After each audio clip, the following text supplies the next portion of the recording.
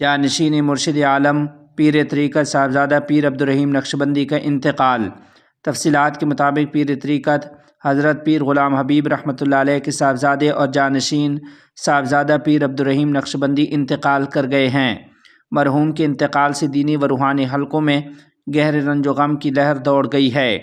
صاحبزادہ پیر عبدالرحیم نقشبندی ایک باوقار دینی و روحانی شخصیت کے طور پر جانے جاتے تھے۔ آپ نے اپنے والد بزرگوار کے فیضی سلسلے کو آگے بڑھایا اور دعوت و تربیت کے میدان میں خاموش مگر مؤثر خدمات انجام دیں۔ دارالعلوم حنفیہ اور جامعۃ الحبیب چکوال آپ کی دینی کاوشوں اور تعلیمی خدمات کی نمایاں یادگاریں ہیں، جہاں آج بھی آپ کی مساعی کو قدر کی نگاہ سے دیکھا جاتا ہے۔ مرحوم کی وفات پر علماء، مشائخ، طلباء اور عقیدت مندوں کی جانب سے گہرے دکھ اور افسوس کا اظہار کیا جا رہا ہے۔ اہل علاقہ نے مرحوم کی دینی خدمات کو خراج تحسین پیش کرتے ہوئے دعا کی ہے کہ اللہ تعالیٰ انہیں جوار رحمت میں اعلیٰ مقام عطا فرمائے اور پسماندگان کو صبر جمیل دے۔ ناظرین و سامعین، آپ کو بتاتے چلیں کہ مرحوم کی نماز جنازہ کل بروز اتوار 14 دسمبر دوپہر 11 بجے اسلامیہ گراؤنڈ چکوال میں ادا کی جائے گی، جس میں علماء، مشائخ اور عقیدت مندوں کی بڑی تعداد شرکت کرے گی۔ کوہاٹ سے تلگنگ جانے والی گاڑی کو حادثہ، 3 طلباء شہید۔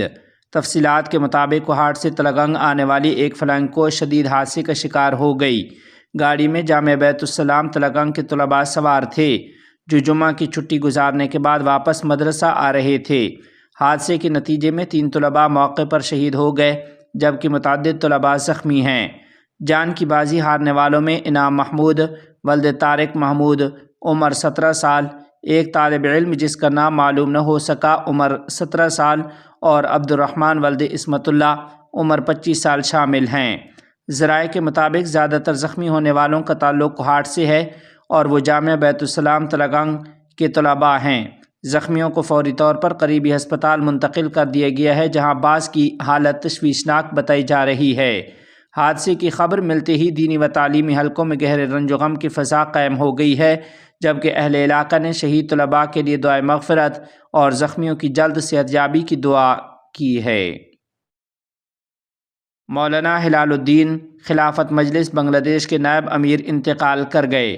تفصیلات کے مطابق بنگلہ دیش خلافت مجلس کے مرکزی نائب امیر نامور عالم دین مولانا ہلال الدین گزشتہ روز جمعۃ المبارک 12 دسمبر کو دوپہر 11:30 پر انتقال کر گئے۔ پارٹی ذرائع کے مطابق مولانا ہلال الدین گزشتہ عرصے سے بڑھاپے سے متعلق مختلف بیماریوں میں مبتلا تھے۔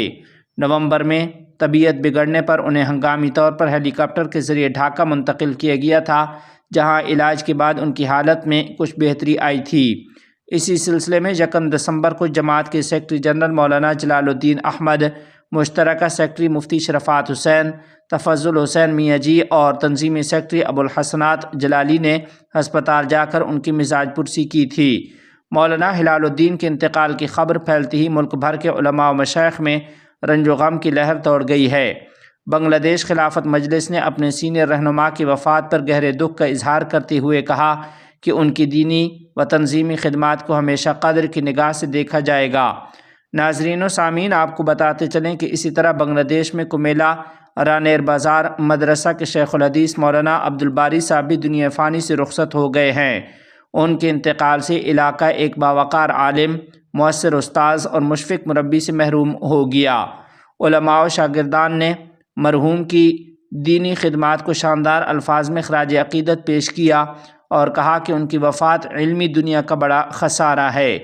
دعا ہے کہ اللہ تعالیٰ مرحوم کی تمام انسانی لغزشوں کو معاف فرما کر انہیں جنت الفردوس میں اعلیٰ مقام عطا کرے اور پسماندگان کو صبر جمیل عطا فرمائے۔